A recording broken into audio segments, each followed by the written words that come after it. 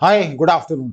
अगर मैं आपसे पूछूं कि रिसेंट टाइमिंग्स में ग्लोबल कम्युनिटी को थर्ड वर्ल्ड वॉर का खतरा सबसे ज्यादा कब था, तो आपको स्ट्रेट वे ध्यान आएगा कि जिस दिन यूक्रेन और रसिया का जो लड़ाई है वो शुरू हुई थी और रसिया ने यूक्रेन के ऊपर अटैक किया था।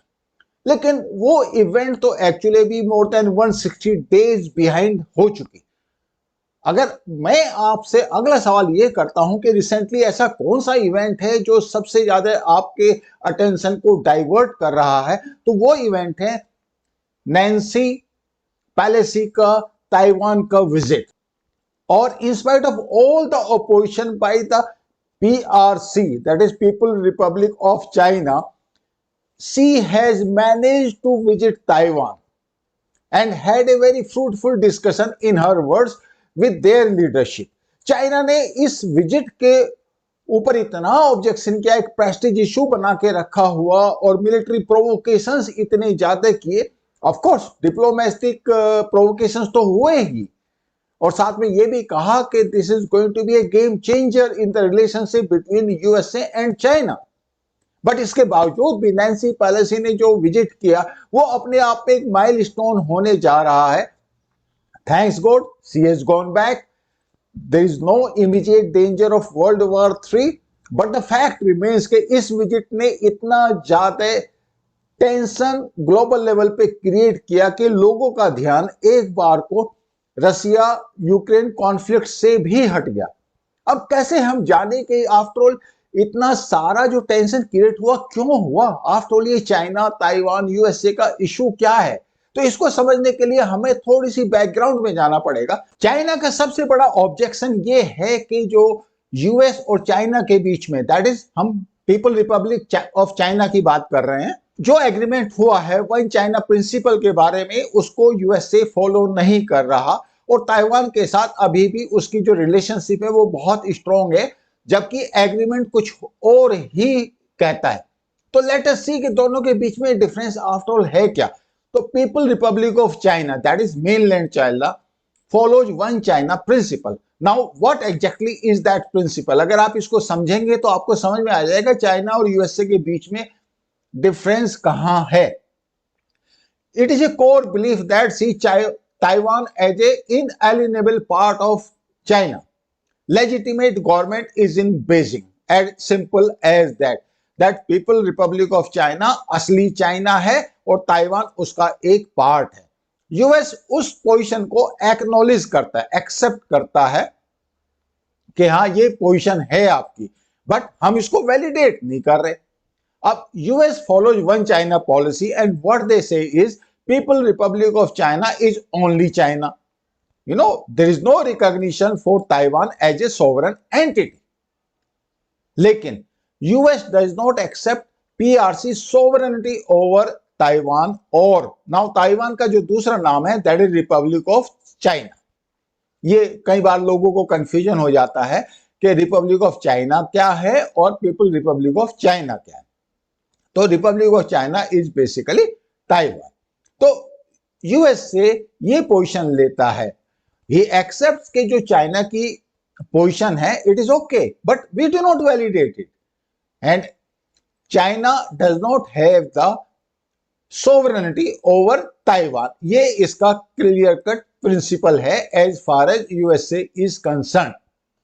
नाउ थोड़ा सा अगर आप टाइमलाइन में जाएंगे तो आपको समझ में आ जाएगा कि ये रिलेशनशिप आफ्टर ऑल है क्या। आप देखिए, Republic of China allies with US during World War 2। अब ये रिपब्लिक ऑफ चाइना कौन सा है? ये रिपब्लिक ऑफ चाइना है जब चाइना एक ही था, उस टाइम पे ताइवान नहीं था, एंड उसके बाद वहां पे कम्युनिस्ट आए।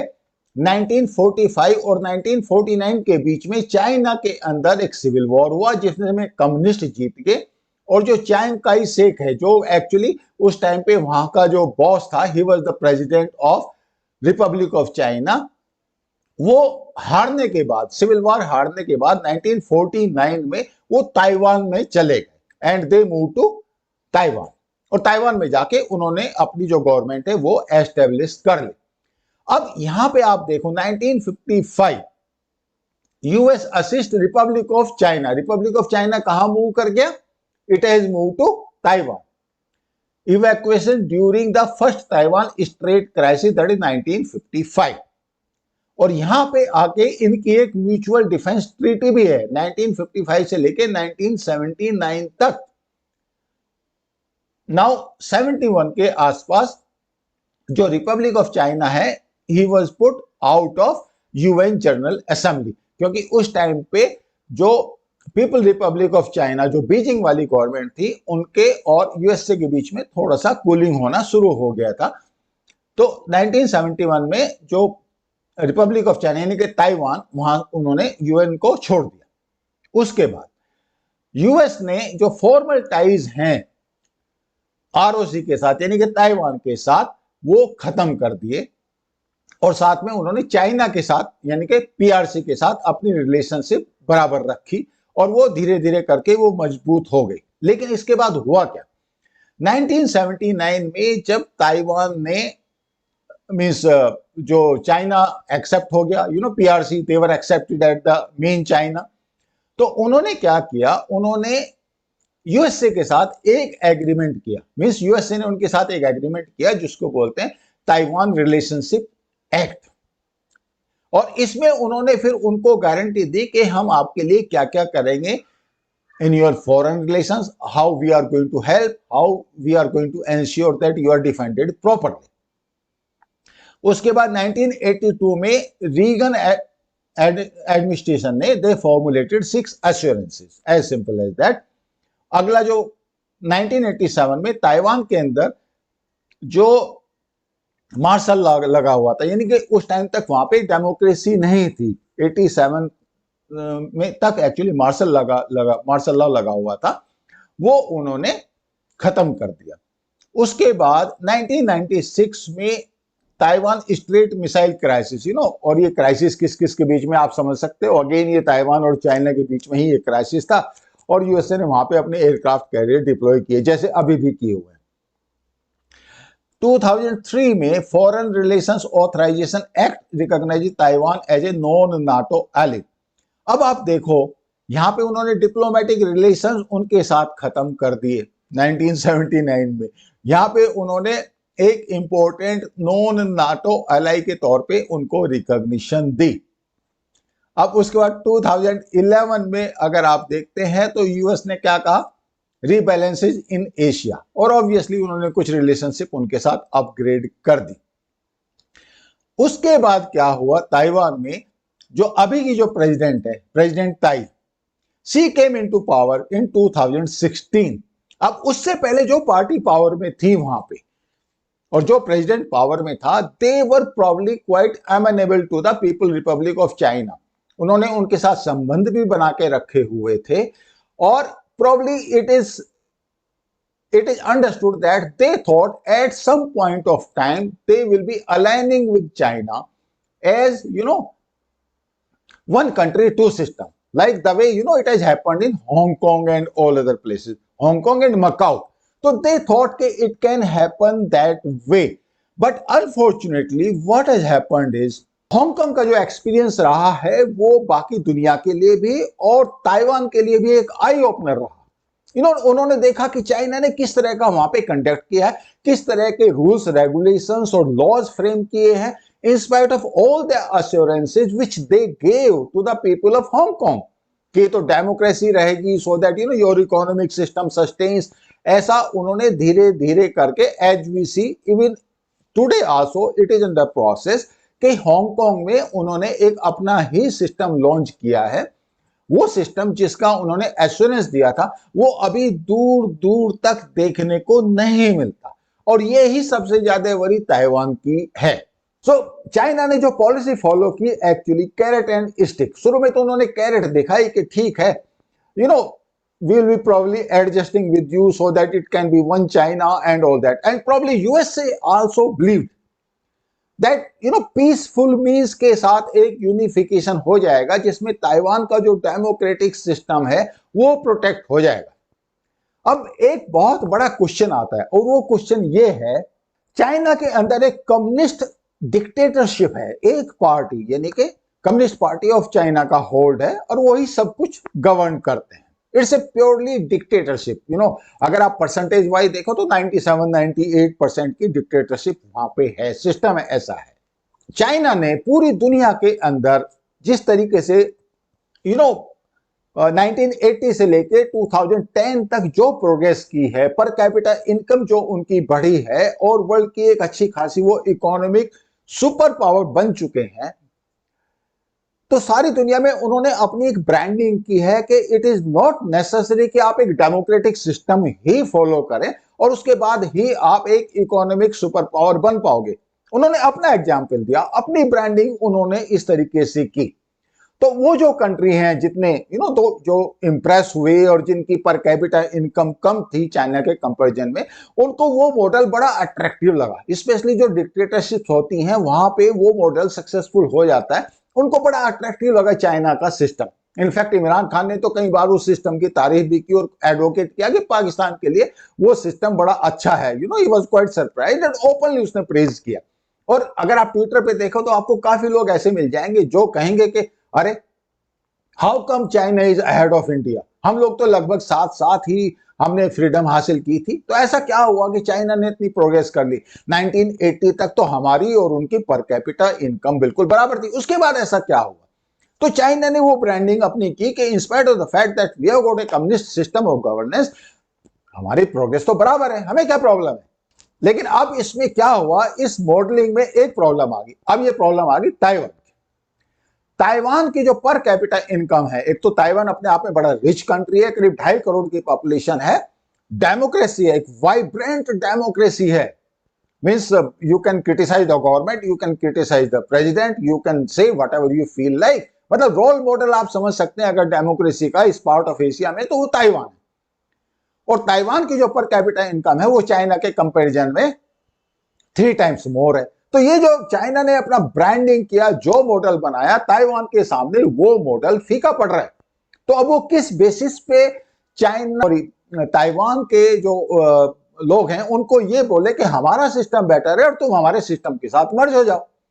इनफैक्ट वो तो ये कहेंगे कि भाई हम तो बहुत रिच हैं, हमारी पर कैपिटा इनकम बहुत ज्यादा है आपके कंपैरिजन में, इसका मतलब हमारा सिस्टम बेटर है, तो why don't you merge with us? It's a very very valid question. तो चाइना के लिए बहुत बड़ा क्वेश्चन मार्क हो रखा है। दूसरी बात, अब चाइना एक इकोनॉमिक सुपर पावर बन गया, मिलिट्री सुपर पावर बन गया। 2016 तक उसने काफी कोशिश किया किसी न किसी तरीके से कैरेट दिखा के ताइवान को अपने साथ मर्ज कर ले, बट ये नहीं हुआ। ऊपर से उनकी इकोनॉमी भी बेटर हो रही है। तो जब मिलिट्री सुपर पावर चाइना अब बनने के कगार पे है, तो वो इस बात को एक्सेप्ट नहीं कर पा रहा कि क्यों एक छोटा सा कंट्री 2.5 करोड़ की जिसकी पॉपुलेशन और जो मिलिटरीली बहुत वीक है हमारे कंपैरिजन में, उसको हम कॉन्कर नहीं कर सकते। मैं कॉन्कर वर्ड शायद थोड़ा सा एक्स्ट्रा उसमें यूज कर रहा हूं, बट फैक्ट रिमेंस कि जब आप मिलिटरीली किसी भी दूसरे नेशन को अपने यहां मर्ज कराने की सोच रहे हो तो वो कॉन्करेंस ही होगा। तो चाइना के लिए ये बहुत बड़ा इशू बना हुआ है। दूसरी बात, अब चाइना की जो बेसिक इच्छा है वो ये है कि भाई आप one has to be ahead of USA to become the number 1 global super power. Now the main question will come in everybody's mind that आप एक अपने जो पड़ोसी है, जो इतना छोटा है, जो कभी आपका पार्ट होना चाहिए था, अगर आप उसी को अपने साथ अलाइन नहीं कर पाते तो आप पूरे वर्ल्ड को कैसे अलाइन करोगे? तो ये क्वेश्चन जब चाइना के पास आता है तो चाइना अपने आप में बड़ा अनकंफर्टेबल महसूस करता है। और अगर किसी को भी चाइना को अनकंफर्टेबल बनाना हो तो 2 क्वेश्चन उससे आप पूछ लीजिए, एक पूछ लीजिए तिब्बत का और दूसरा पूछ लीजिए ताइवान का। तो आप समझ सकते हैं ऑटोमेटिकली जो चाइनीज लीडरशिप है वो अनकंफर्टेबल हो जाएगी। चाइना ने जो प्लान किया है उसमें 2049 तक एक वर्ल्ड क्लास मिलिट्री उसने क्रिएट करनी है। As of now, it is on number 2 position, but by that time, it plans that it is going to be number 1 superpower in the world economically as well as military. Basic Chinese philosophy किसी भी लड़ाई को जीतने की ये है कि आपको अगर लड़ना ही ना पड़े, जनरल सुनजू ने भी कहा कि अगर आपको लड़ना ही ना पड़े और उसके बगैर ही आप लड़ाई जीत लें तो उससे बेस्ट पॉसिबल ऑप्शन नहीं हो सकता। और ऑब्वियसली अगर किसी के पास मिलिट्री सुपर पावर है जैसा कि चाइना के पास है और भी होने जा रही है, तो उस हालत में it is very much possible कि वो बगैर लड़े ही ताइवान को सब्जुगेट कर ले। अब जो पिछली वाली जो इनकी जो कांग्रेस हुई थी कम्युनिस्ट पार्टी ऑफ चाइना की, उसमें उनका जो मेन प्लान है, सबसे पहला प्लान उनका ये है कि ताइवान को किसी न किसी तरीके से अपने साथ मर्ज करना और अलाइन करना। मतलब ये अगर आप कहें पर्सनल लेवल पे तो शी जिनपिंग के लिए ये एक ईगो इशू बन चुका है। और मैं आपको एक बात और कहना चाहूंगा, जब कोई भी वॉर होता है ना तो उसमें कंट्रीज के बीच के तो इश्यूज डेफिनेटली होते हैं, लेकिन जो कई बार होते हैं जो लीडर्स अपने लिए एक लार्जर देन लाइफ इश्यूज बना लेते हैं और अपनी इमेज भी उसी तरीके से डेवलप कर लेते हैं, उनके लिए लड़ाई बहुत जरूरी होती है।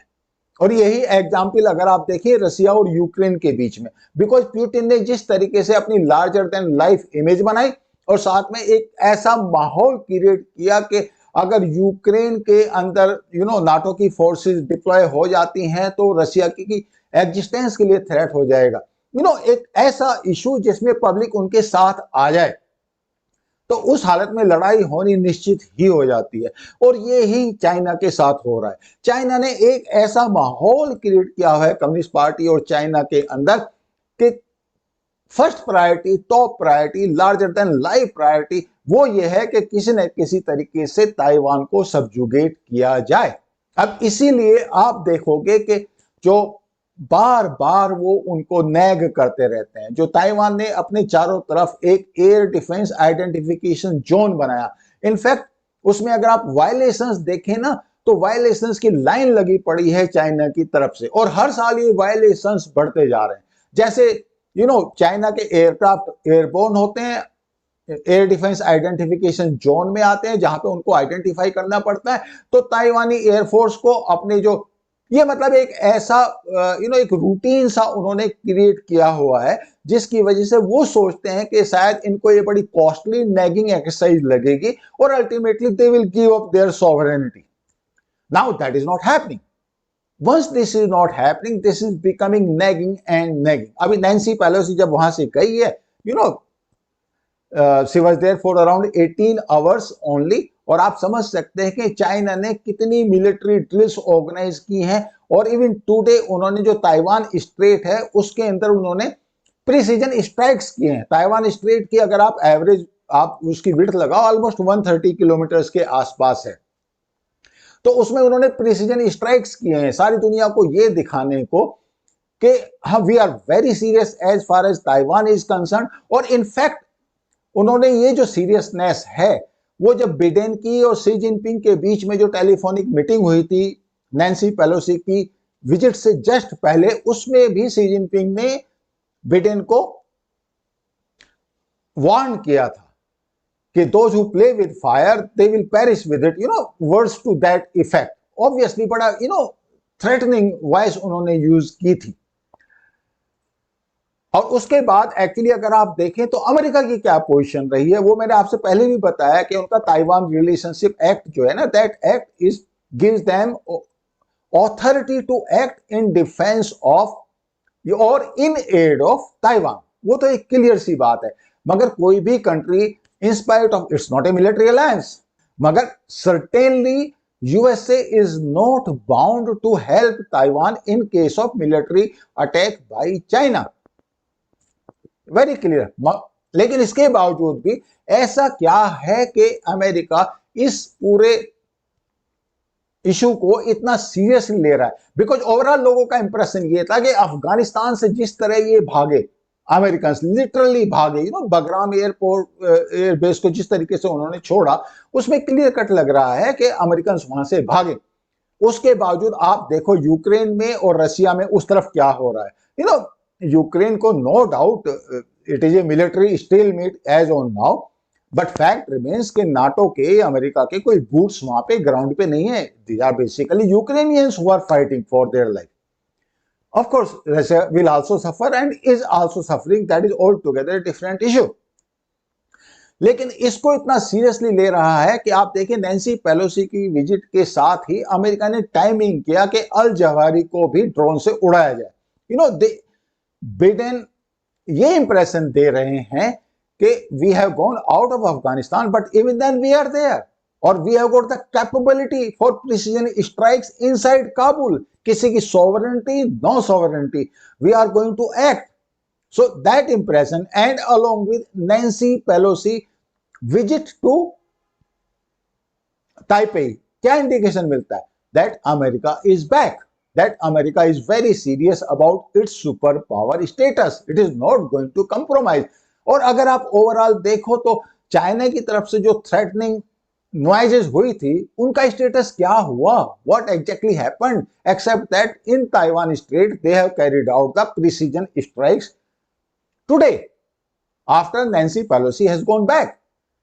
But as far as her visit is concerned, and that too, she came in a aircraft, she came in a normal civilian aircraft which was escorted by US Air Force, say more than 20 aircrafts. और उनको order थे कि अगर by any chance if they are threatened by Chinese Air Force, they had the power to shoot.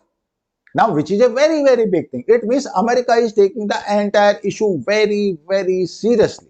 China के पास इतनी military capability है कि वो in spite of the fact that USA will come to the aid of Taiwan, वो Taiwan के ऊपर एक मिलिट्री एक्शन कर सके. ऑब्वियसली वो अभी कैपेबिलिटी उसके पास नहीं है because as per it's planning 2049 तक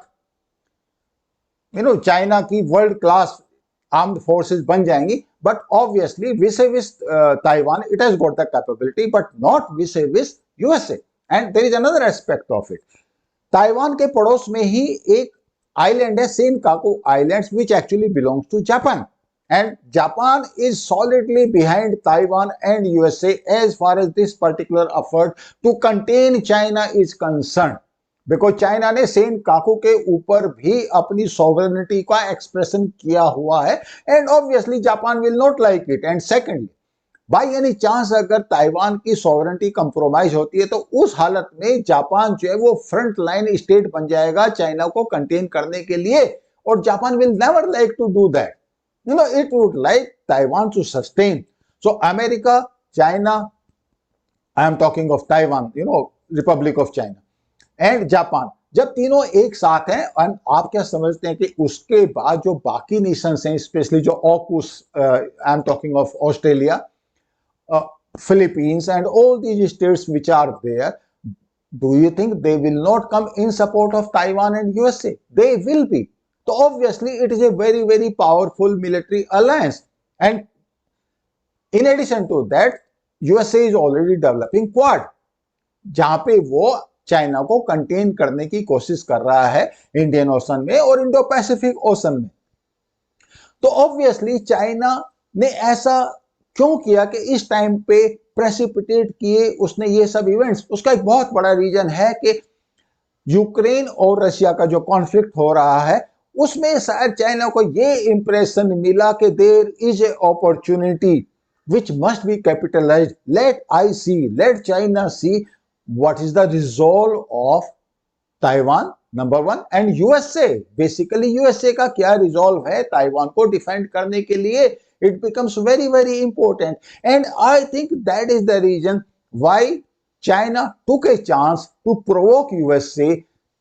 Excuse was very clear. Excuse was Nancy Pelosi visit. ऐसा नहीं है कि इससे पहले इतनी हाई प्रोफाइल विजिट वहां पे नहीं हुई हो, लेकिन उस टाइम पे अमेरिका किसी दूसरी जगह एंगेज नहीं था. आई am talking of Russia Ukraine conflict. अब आप एक चीज देखें, आपने एक चीज नोट की होगी कि USA has got the capability to manage the ambiguity and uncertainty.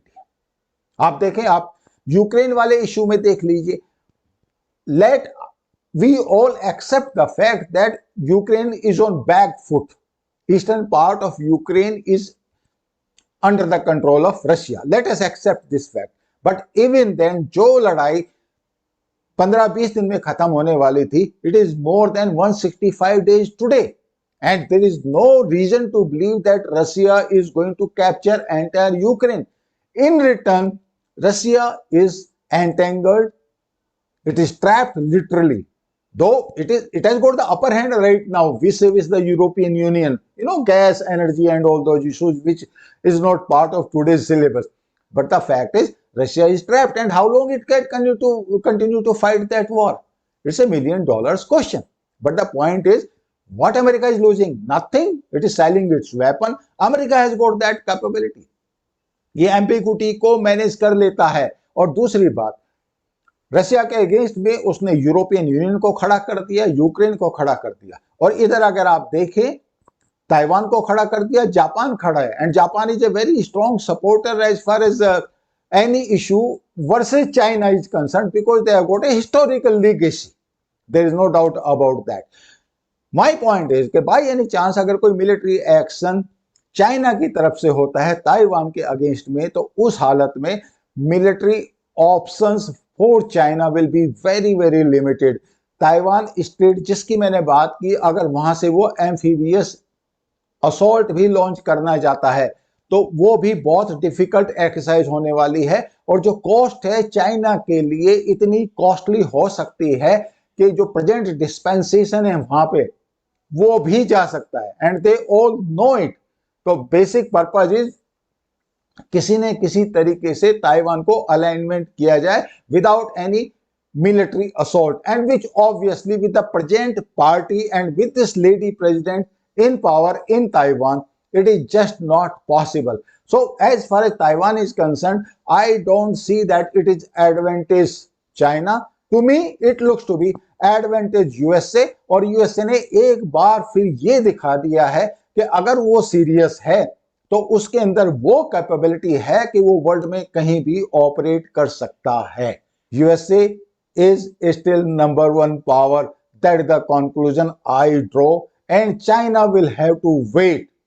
China will have to wait. Taiwan, in any case, going to be continuing as a sovereign state. I hope you liked this video. Thank you so much. I will see you in next video. Thank you.